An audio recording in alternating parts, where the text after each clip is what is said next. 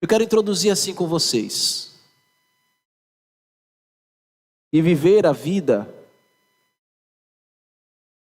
é o desejo de todos os mortais. Todos nós queremos viver. Viver a vida, viver intensamente.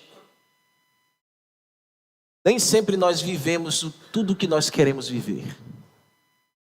Naturalmente, todos nós temos uma pequena frustração dentro de nós. Porque nós não alcançamos X, porque nós não fomos beneficiados por Y. Cada um de nós, em sua medida, carregamos um pontinho de uma tamanha frustração ou desabor de alguma coisa. Todas estas coisas nós precisamos apresentar diante de Deus. O querer do Senhor não é que os seus filhos vivam a vida frustrados por nada. Vivam a vida com maturidade. Viver a vida entendendo que nem tudo alcançaremos o que queremos. Quando éramos crianças, nem tudo que a gente pediu aos nossos pais, eles nos deram ou puderam entregar. Ou quando podia, não deu porque avaliou que não era necessário. Deus é o nosso Pai. Ele está vendo a nossa vida. Ele sabe muito bem as nossas necessidades. Ele sabe o que nós precisamos. E Ele nos dá aquilo que realmente precisamos. Nem tudo que nós queremos. Então a vida tem tantas surpresas. São incontáveis. Nós já vivemos muitos amores, irmãos, na nossa vida. Amores, eu digo, em todos os sentidos. Nós já vivemos, ganhamos amores, perdemos amores nesta vida. Mas nós hoje temos a fé que Deus tem nos sustentado. Que a sua graça tem nos sustentado, sim, enquanto nós vivemos. O alento e o acalanto da sua alma é saber que a graça te sustenta. Que até aqui o Senhor tem lhe sustentado em vida. Temos crido exatamente como o rei Davi falou em Salmos 63. A tua graça é melhor do que viver. Eu falei que nós queremos viver. Mas esse discurso de Davi supera a vontade de viver. Ele diz que a graça de Deus é maior que a própria vida. É o sentimento que o crente deve ter no seu coração. Uma felicidade que nós trazemos dentro de nós. Observem quando nós temos os nossos filhos. Quando uma mulher gera uma vida. Quando ela se alegra em colocar no mundo alguém que o Criador colocou dentro dela. O filho que sai do ventre dessa mulher exalando a vida do Criador. Não foi ela que produziu, mas de fato foi Deus que concedeu. Essa criança vem para o mundo, vive a vida intensamente e um dia volta para o seu Criador. Todos nós vivemos, desenvolvemos, morreremos. Num curso natural da vida, voltaremos para o nosso Criador e partiremos desta vida deixando saudades. Também tem aqueles filhos espirituais que nós geramos em oração, que geramos nos joelhos, que o Senhor nos brinda o nosso coração, enfeita a igreja com os novos membros, estes novos irmãos que vão construindo junto conosco um novo legado, que vão construindo um testemunho com Deus, que farão obras que ficarão para as gerações e que serão emolduradas, para que as futuras gerações vejam. Esta é a consciência que Paulo quer nos deixar. Deixar aos seus irmãos, aos seus filhos na fé, que a verdadeira vida bem vivida não é edificada por tijolos. A verdadeira vida bem vivida está no fundamento que é Cristo. É aí que você precisa cimentar a sua vida. É que você precisa desenvolvê-la. Para tanto, se faz necessário uma atenção mais acurada e sincera, honesta e ao mesmo tempo radical. Radical sobre o seu modo de viver. O intuito de Paulo não é colocar um jugo sobre nós. Não foi colocar um jugo sobre seus irmãos, um jugo pesado demais, ou colocá-los diante de um Everest tão alto que eles não possam transpor. As exigências da vida cristã são possíveis porque o Espírito Santo nos dá graça. Nos dá graça para viver e para glorificar a Deus. Este parágrafo, capítulo 4, versículo 23 ao versículo 32, eu convido vocês a abrirem o texto santo. Vemos Paulo nos exortando a viver uma vida de santificação. Na semana passada a gente viu Paulo falar que a gente precisa expurgar a velha vida e nos revestirmos da vida nova, do novo homem. Aqui ele vai continuar no mesmo espírito, mas agora ele vai nos aconselhar, irmãos, nos exortar a uma vida de santificação, viver em santidade. Vamos ler o texto sagrado, vamos ficar de pé.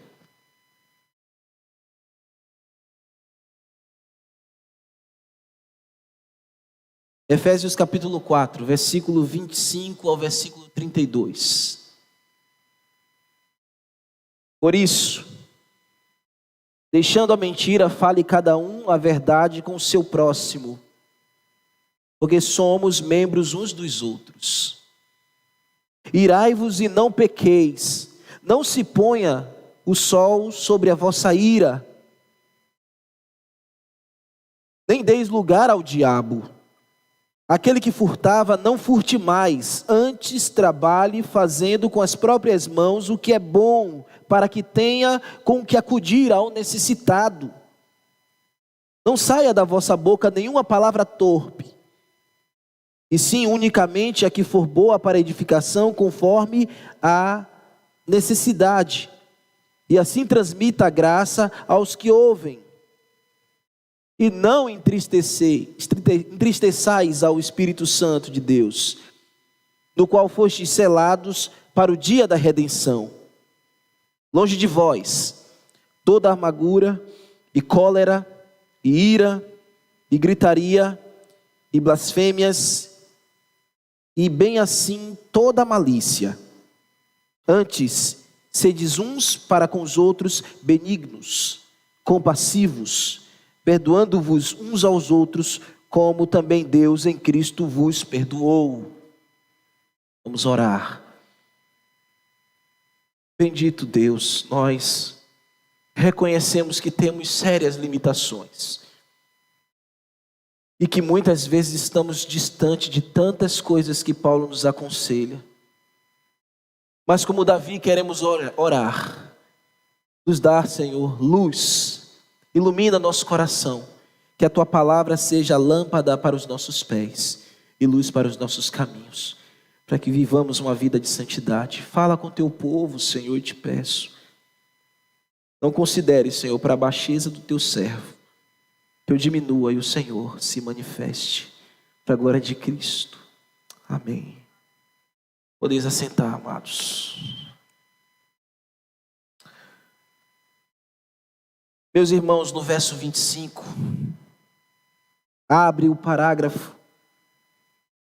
nos mostrando a responsabilidade de uma vida de santificação que nós devemos manifestar. E ele começa com a expressão, com a conjunção, por isso. Nós já sabemos, eu tenho falado com vocês aqui, a conjunção ela tem uma função sintática no texto muito oportuna, ela serve para nos ligar, nos devolver, nos conectar aquilo que o autor sagrado já havia comentado anteriormente. Por isso o quê? Uma vez que você se despiu do velho homem, uma vez que você abandonou e expurgou a velha natureza, e retirou de você aquela veste imunda de pecados. E você revestiu-se da glória de Cristo, você revestiu-se de salvação, novo homem, vestes de salvação. Por causa disso, você deve viver diferente.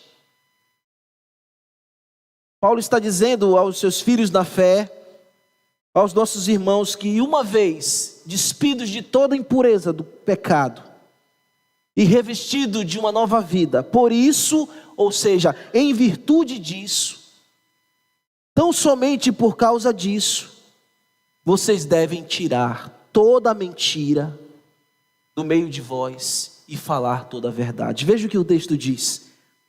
Por isso, deixando a mentira, fale cada um a verdade com o seu próximo. Veja o contraste, meus irmãos, que Paulo apresenta logo aqui. O cristão, ele não deve viver entre dois caminhos. O cristão não pode desenvolver a vida no caminho da verdade e no caminho da mentira, no caminho do engano e no caminho do que é verdadeiro. Não podemos seguir dois caminhos. O Senhor diz em sua palavra, nós não podemos ficar cocheando entre dois pensamentos. Nós não podemos um dia confessar a verdade e no outro dia confessar a mentira. Nós não podemos ser conhecidos como filhos da luz, depois filhos das trevas. Porque você abandonou o pecado, porque Cristo iluminou seu coração e lhe perdoou dos seus pecados, por causa disso, você não deve viver mentindo. A mentira não pode ser parte do seu conteúdo, não pode ser parte do nosso dia a dia. Muito pelo contrário, nós devemos caminhar o caminho da verdade. A palavra mentira que aparece aqui no original é a palavra pseudo. Quando nós queremos dizer que alguém é alguma coisa que diz apenas ser e de fato não é, a gente diz que é um pseudo médico, um pseudo advogado, um pseudo crente.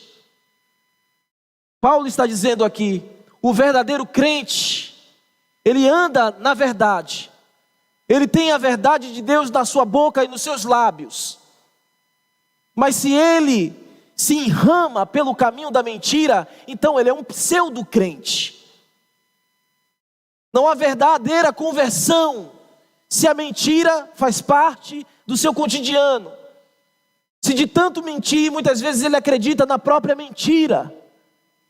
Irmãos, nós devemos abandonar isso. Deixando a mentira, nós precisamos deixar a mentira. É muito fácil sermos seduzidos a mentir no caminho, no curso da nossa vida. A gente teme perder algo, uma oportunidade, e aí às vezes a gente abraça a mentira para ter a oportunidade, e ali você está pecando.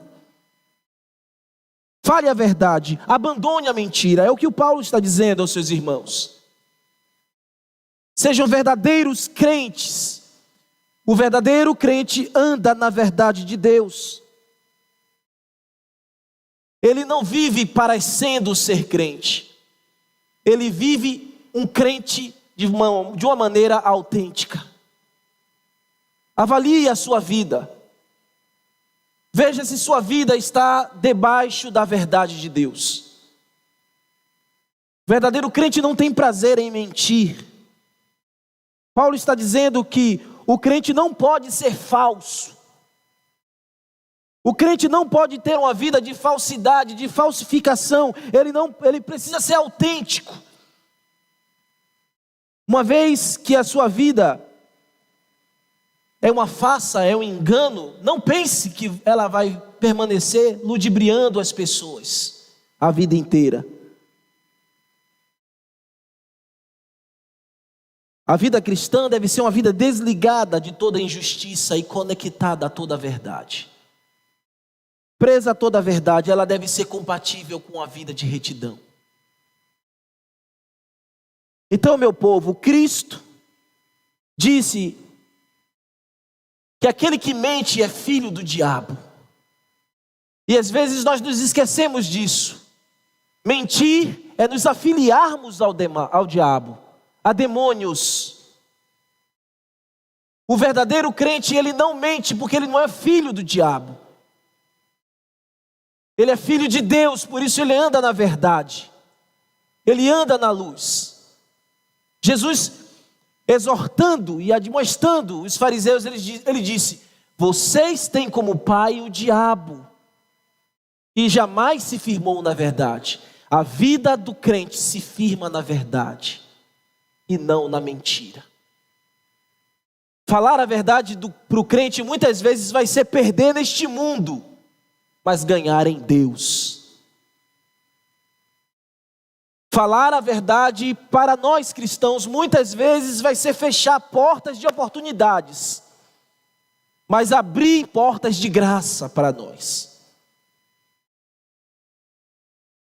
Na balança da vida cristã deve pesar completamente a verdade. O seu viver deve ser um viver autêntico. Paulo está dizendo para os seus filhos da fé: viva uma vida distante, longe da mentira. Irmãos, a mentira, ela é sorrateira. Ela vem ao coração do homem sem se apresentar com todas as suas credenciais. Você vai se enveredando por ela, e quando pensar que não, ela já tomou toda a sua consciência, já tomou todo o seu coração, e você já não é mais quem você deveria ser. Feche a porta para a mentira antes que ela feche a porta da graça para você.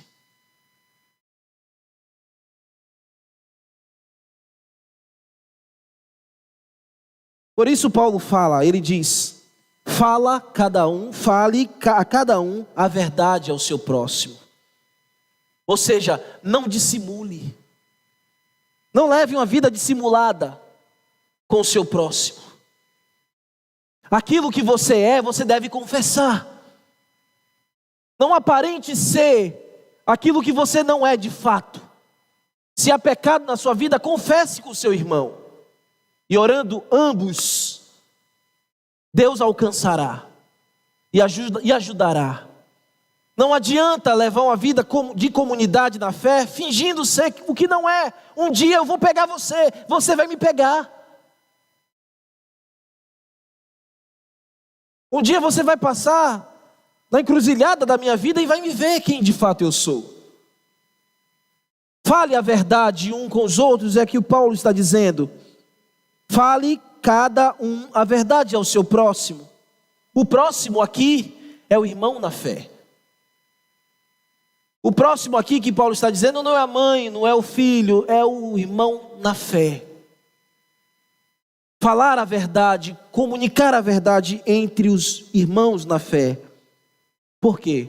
Porque todos somos membros uns dos outros. É o que o texto diz. Em outras palavras, nós precisamos andar na verdade, falar a verdade, viver a verdade, porque nós estamos ligados uns aos outros. Quando um de nós falamos a mentira, vivemos na mentira, todo o corpo que está ligado vai começar a sentir. Se o pastor não pregar a verdade, não falar a verdade, não viver a verdade, o corpo, a igreja vai sentir. Começa do líder da igreja, dos líderes da igreja, e depois vai chegando em toda a igreja. Somos membros uns dos outros. Nós não estamos sozinhos. Eu não posso viver sozinho na verdade. Eu preciso viver na verdade com você. É por isso que eu estou pregando e dizendo: venha comigo caminhar na verdade. Eu preciso trilhar a verdade com você. Somos membros uns dos outros. A verdade é para todos aqueles que vivem a vida cristã. A partir do verso seguinte, Paulo vai começar a aconselhar a igreja.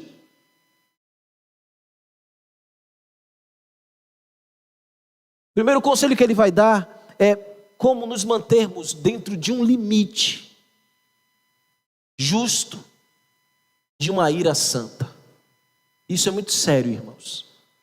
Olha o que ele diz. E você vai começar a perceber aqui em diante a palavra não. Sempre que aparecer a palavra não aí, olhe com muita atenção. Olha o que ele diz: irai-vos e não pequeis. Irai-vos e não pequeis. Paulo está tomando emprestado as mesmas palavras de Davi lá em Salmos 4:4, quando ele diz assim: irai-vos e não pequeis, consultai no travesseiro o coração e sossegai. Ele está tomando emprestado essas palavras. Existe, meus irmãos, uma vida de santa indignação.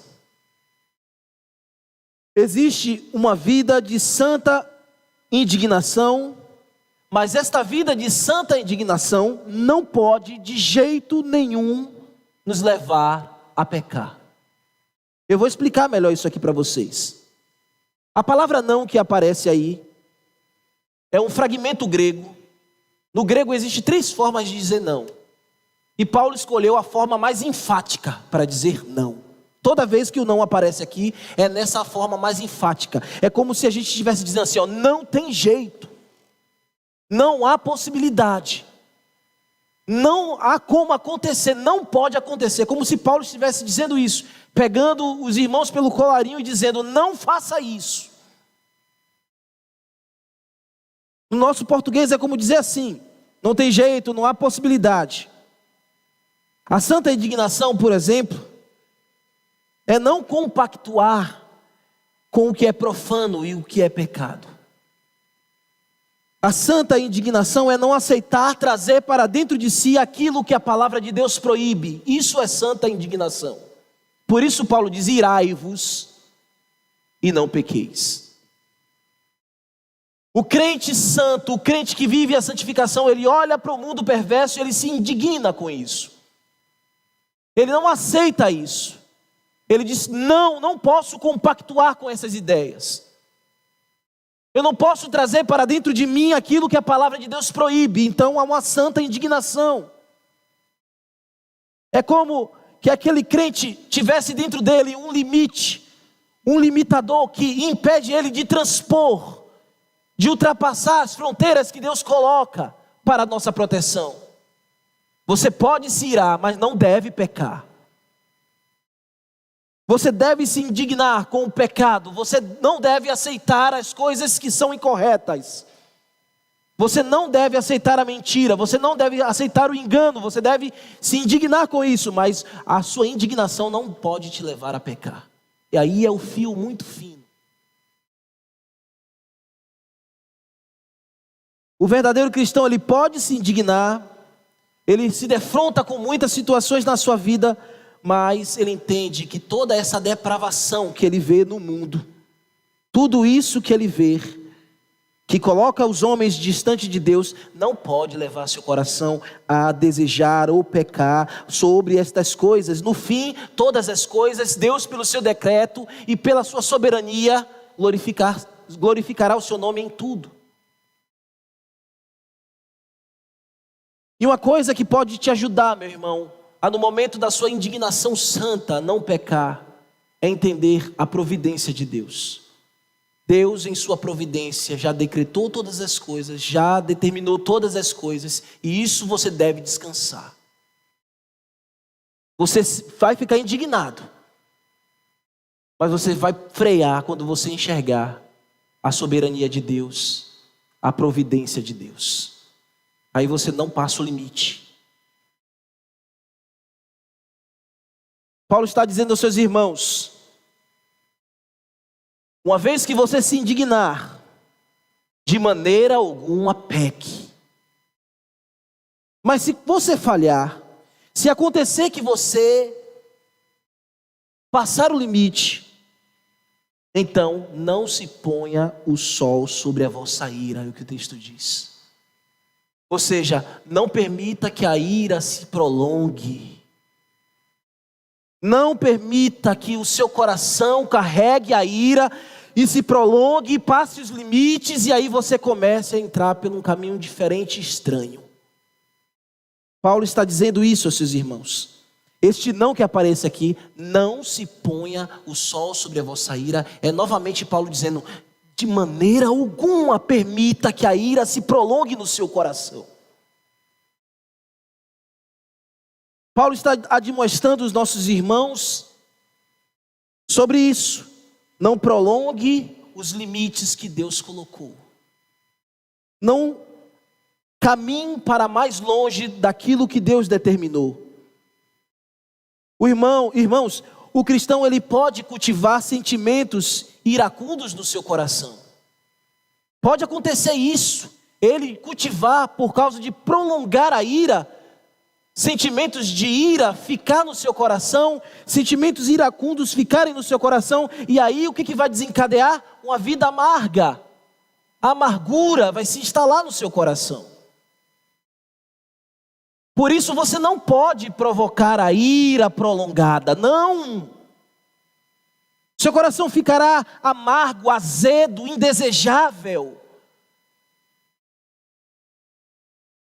Tomem cuidado com isso. Irai-vos e não pequeis. Não se ponha o sol sobre a vossa ira, não prolongue isso. No verso seguinte, 27, a exortação que Paulo nos dá agora é não oferecer vantagem ao inimigo. Não ofereça vantagem ao diabo.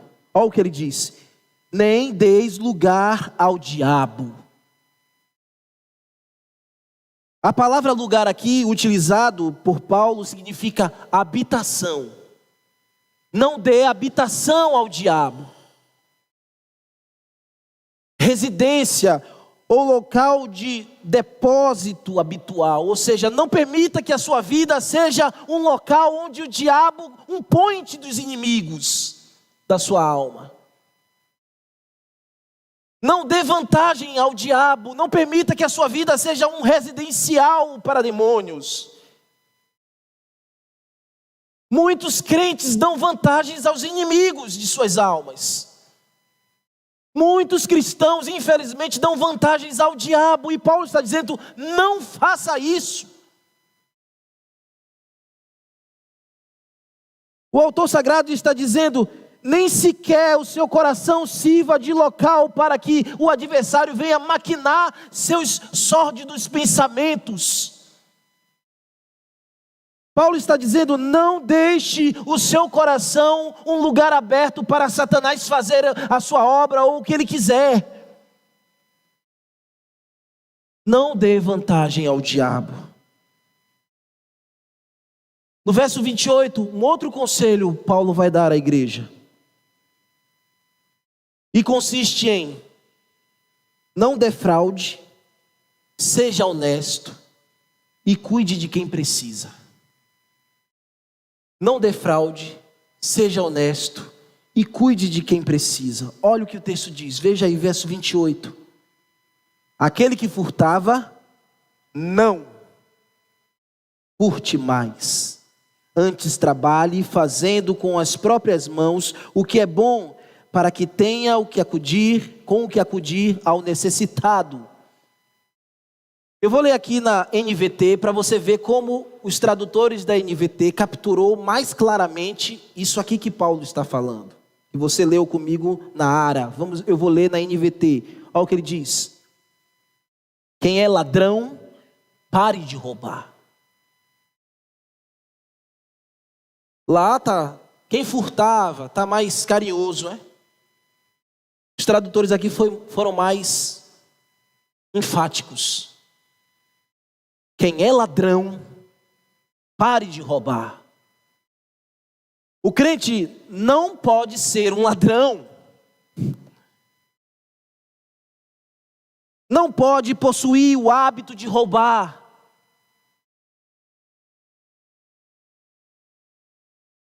O crente, ele não pode roubar. Então o apóstolo Paulo ocupa o seu tempo para frisar aos seus irmãos e falar tão estampadamente que a vida cristã não é uma vida de prática de roubos.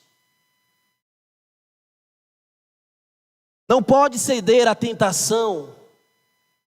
Paulo está chamando seus irmãos: olha, vocês que viveram anteriormente uma vida como ladrões, como usurpadores, agora que vocês estão em Cristo, vocês não devem ceder à tentação, não podem ceder à tentação ao roubo.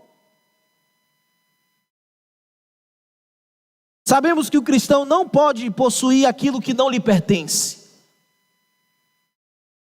Sabemos que ele não pode ter aquilo que não foi lhe dado por direito. Irmãos, isso se aplica a muita coisa, então não aceite suborno. E nem suborne ninguém. Não escolha os caminhos facilitados para ter vantagens. Não faça isso. Isso não é caminho de crente. O crente não procura roubar para tirar vantagem. Jamais. Então você que negocia, negocie honestamente. Você que vende, venda com honestidade. Você que compra, compre com honestidade. Se você chegou no mercado e esqueceram de passar alguma coisa, volte e pague. Pague o que deve. Quem não tem dívida? Eu tenho dívidas. Programa a dívida, paga a dívida. Mas não fica como ladrão. O crente não pode ser ladrão, não pode roubar. Viva a vida honesta, viva a sua vida legitimamente, honestamente. Seja fiel àquilo que você se comprometeu. Seja justo. Ser fiel a Deus no seu recurso, no dinheiro que Deus coloca em suas mãos. Seja fiel a Deus nos dízimos e nas ofertas. Não roube a oferta de Deus, o dízimo de Deus. Eu estou alegre porque a gente fez um balanço e houve um crescimento agora. A gente fez a assembleia hoje e a gente viu um avanço. Continue sendo fiel a Deus. Não roube a Deus. Não ceda à tentação de segurar o dízimo que não é seu. Não é do pastor. Não pense que você está dando a mim, ou à igreja, ou à diretoria. A sua oferta, o seu dízimo, é a sua fidelidade, a sua honestidade com Deus. Então, meu irmão, se você está aí retendo o dízimo, você está roubando. Cuidado para que você não seja pego como um ladrão. E quem está dizendo isso não sou eu. Quem fala isso é Malaquias. O profeta Malaquias diz no capítulo 3, versículo 8: roubarás o homem a Deus? Todavia vós me roubais, e dizeis: em que te roubamos? Nos dízimos e nas ofertas alçadas.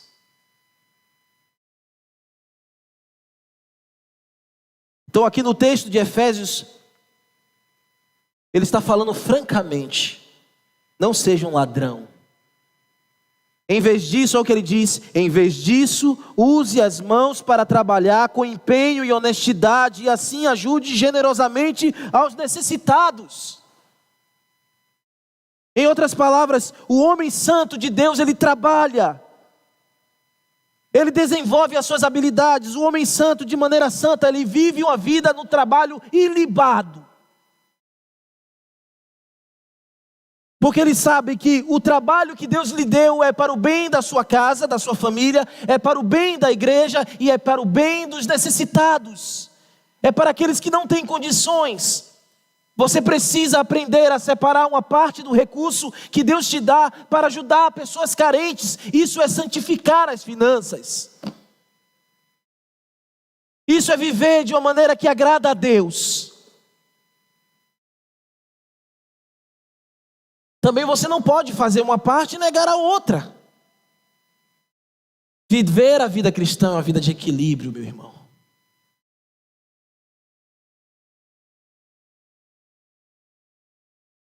Verso 29. Vemos que o servo do Senhor, ele vai se policiar, ou vai policiar os irmãos a guardar em seu coração, para que em sua boca só exista o que é gracioso, e o que edifica. Na boca do crente santo, só deve existir o que é gracioso e o que edifica.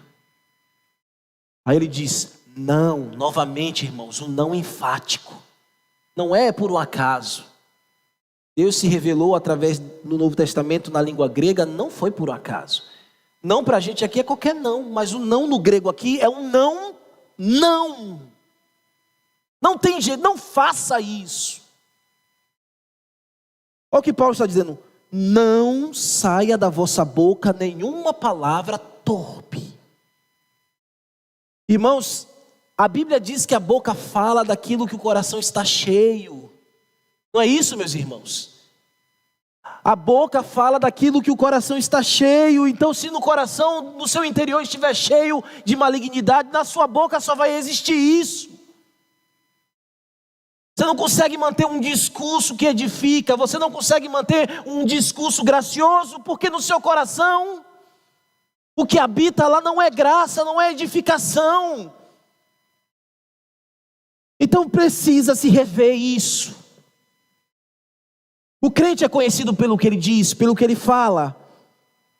Paulo está usando novamente esta palavra, o não enfático, advertindo aos seus irmãos que se esforcem, que lutem, para que não haja no seu coração nada inapropriado.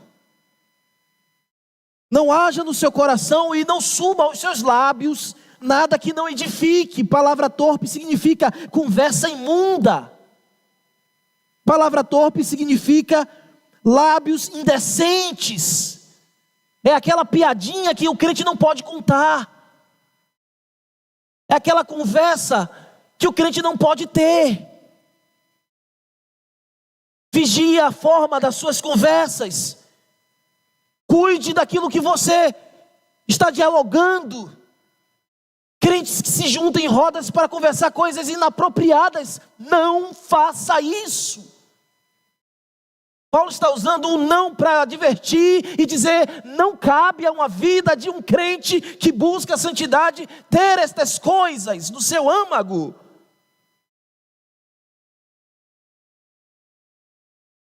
E não pensem vocês que na igreja isso não acontece. Acontece, e por isso Paulo deixou explicitamente o não. Oh, meus irmãos, a gente precisa pedir a Deus que nos socorra. Você não pode compactuar com essas coisas. Às vezes você ri de certas piadinhas para não se parecer inconveniente com os amigos. Seja inconveniente. Naquela hora que você não ri, que você dá uma palavra que nega aquilo que ele está dizendo, você está santificando o nome do Senhor. Muitas vezes acontecia comigo nos trabalhos. Eu não sou o maior santo aqui não, eu tenho defeitos, meus irmãos. Mas como já aconteceu comigo, e eu sei que já aconteceu com muitos de vocês, de muitas conversinhas inapropriadas no meio do trabalho ou na escola, quando a gente chegava, eles paravam logo. Não, Francisco não pode ouvir isso aqui não. Porque via na minha conversa, o que eu conversava, o que eu falava, o meu proceder, e é assim que devemos ser. Nós devemos fazer calar o que é inconveniente, o que é inapropriado, meus irmãos. E aí, lembre do que também Paulo falou lá em 1 Coríntios 15, 23, olha o que ele diz: não vos enganeis, as más conversações corrompem os bons costumes. As conversinhas profanas, elas corrompem. Não se engane, parece ser ingênua, mas é pesada em perniciosidade, irmão. 2 Timóteo capítulo 2, 16, Paulo disse assim, olha, evita igualmente os falatórios inúteis, o que é frívolo. Evite isso, os falatórios inúteis e profanos, pois os que usam passam a impiedade ainda maior. Oh meu Deus, sabe o que isso significa aqui? Se você que é um homem santo, uma mulher santa, começa a falar das coisas inapropriadas, você vai pecar mais do que o ímpio, que não conhece a verdade. É isso que Paulo está dizendo. Você vai cometer uma vileza maior. Irmãos, vida cristã é algo muito sério. Abrir as portas da igreja para uma comunidade é muito sério. Carregar o evangelho é algo muito sério, não é um clube. Não é uma associação esportiva, não enfático. Vida cristã é vida transformada e em transformação diária. Eu disse a vocês que essa parte da carta seria difícil de digerir, mas a gente vai comer cada garfadinha até o final, até a gente zerar o prato. Porque Deus está mudando a nossa história. Quando nós observamos essas verdades, Deus está mudando a nossa história. Não é um discurso aqui de homem, uma filosofia barata. Deus muda a nossa história pela sua palavra. Essa é a verdade, é assim que você deve viver.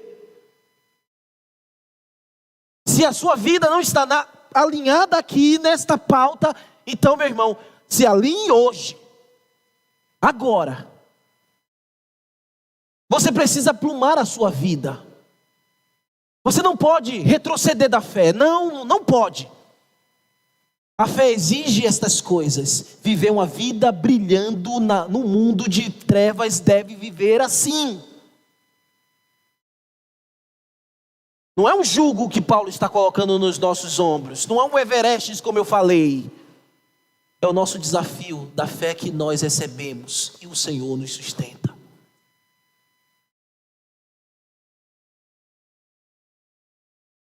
O que tem que estar na sua boca? O texto diz, continua. E sim, unicamente aquilo que for para a boa edificação. Você precisa ter palavras que edifiquem, ter graça nas suas palavras. E edifique. Existem muitas pessoas aí destruídas, precisam ser reedificadas.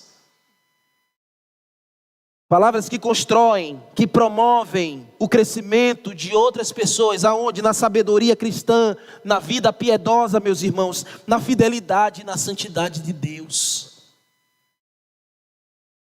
Este é o sentido.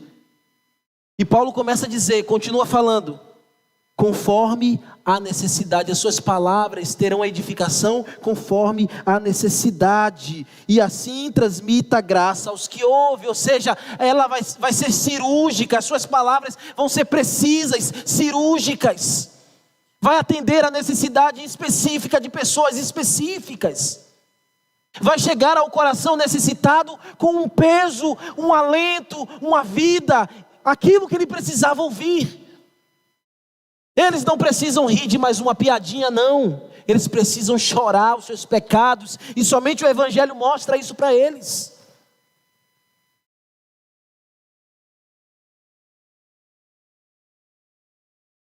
Falar graciosamente, edificar, é comunicar a verdade e o benefício que você já vive hoje em Cristo. Você é um homem salvo pela cruz de Cristo.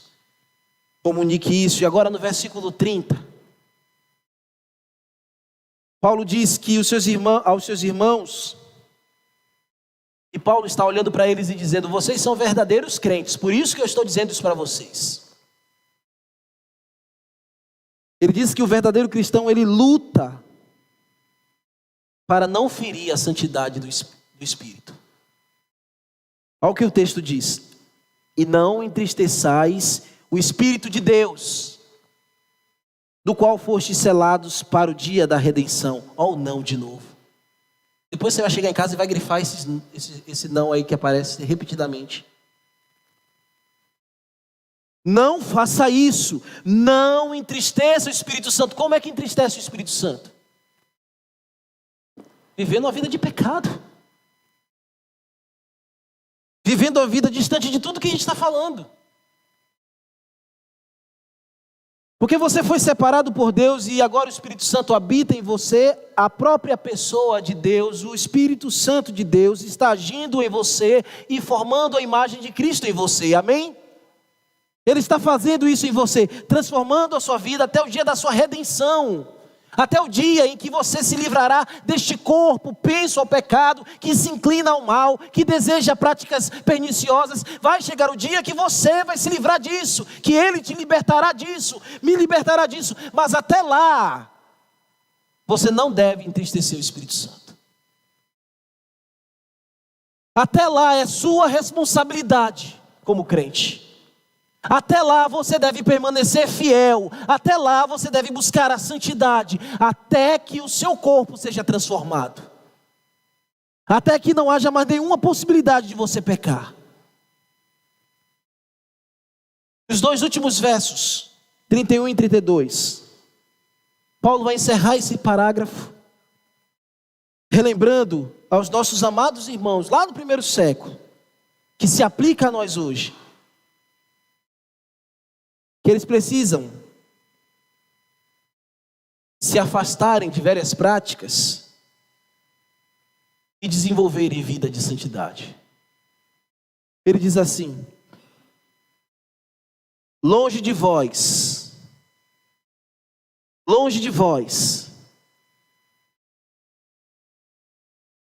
toda amargura, cólera, ira, gritaria, blasfêmia, e bem assim toda a maledicência. Esse longe de vós aqui, Paulo está dizendo, olha, vocês precisam remover e destruir todas estas coisas. Vocês precisam matar e aniquilar todas essas coisas. Longe de vós, no texto original, significa isso. É sua responsabilidade aniquilar essas coisas. E que coisas são essas? Ontem o pastor Carlos Magno falou sobre isso lá na conferência. Ele falou que era uma gradação, uma figura de linguagem, uma gradação. Uma coisa que se você não trata, ela vai se subir, purjando, ela vai crescendo, ela vai sobressaindo, uma coisa cada vez mais pior. A gradação, ela acontece assim, se você não tratar a amargura, ela vai dar lugar à cólera. Se você não cuidar da cólera, ela vai te fazer um homem iracundo. Se você não cuidar da ira, virão as gritarias e por consequência as blasfêmias e toda sorte de maledicência ou malícia. É uma coisa desencadeando a outra. Foi isso que ele falou, exatamente isso que ele falou ontem.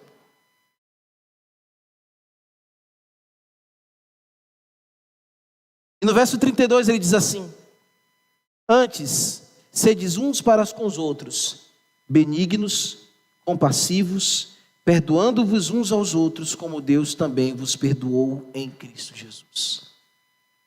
É assim que você deve viver e desenvolver a sua vida de santificação. Sejamos gentis uns com os outros. Desenvolva a gentileza.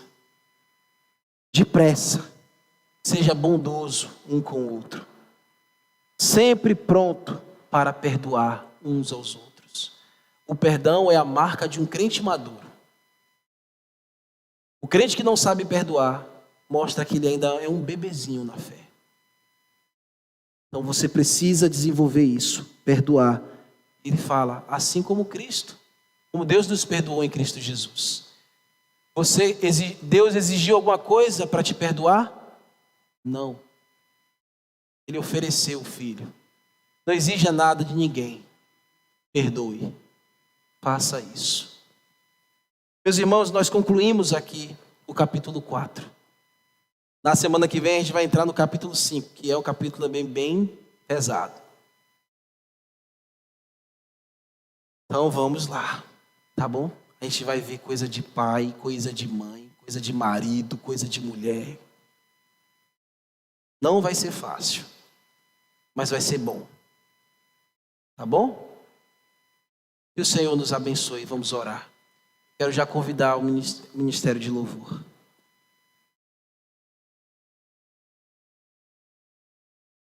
Senhor, meu Deus, nosso Deus. A vida cristã é muito séria. É uma vida incompatível com o mundo lá fora, com a filosofia do tempo que nós vivemos. A vida cristã, Senhor, está nos conselhos que Paulo está nos dando aqui. Nós estamos diante da Tua presença, reconhecendo os nossos limites e clamando ao Senhor pela Tua graça. Nos ajude, Senhor, a dizer não, enfaticamente, como Paulo fez e ensinou. E nos ajude a dizer sim, apropriadamente, às coisas santas. Purifica o nosso coração, Senhor. Purifica o nosso interior. Mostra também, ó Deus, aquele que está aqui, que ainda não tem uma aliança contigo, que esta vida é possível viver porque Cristo nos garante poder para viver. Que ao ter os seus pecados perdoados, este homem, esta mulher recebe o Espírito Santo, que habitará dentro dele para ajudá-lo a viver uma vida de santidade.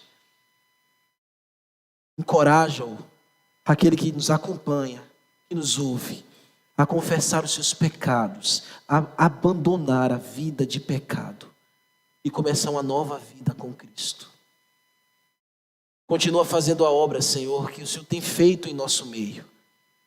Nós temos visto a nossa igreja florescer para a glória do Teu nome. Mas ainda estamos muito longe, Senhor, do que o Senhor deseja que sejamos. Mas estamos aqui, Senhor, orando encarecidamente, te pedindo graça, força e auxílio. Seja o nosso ajudador. É no nome de Cristo que nós oramos. Amém.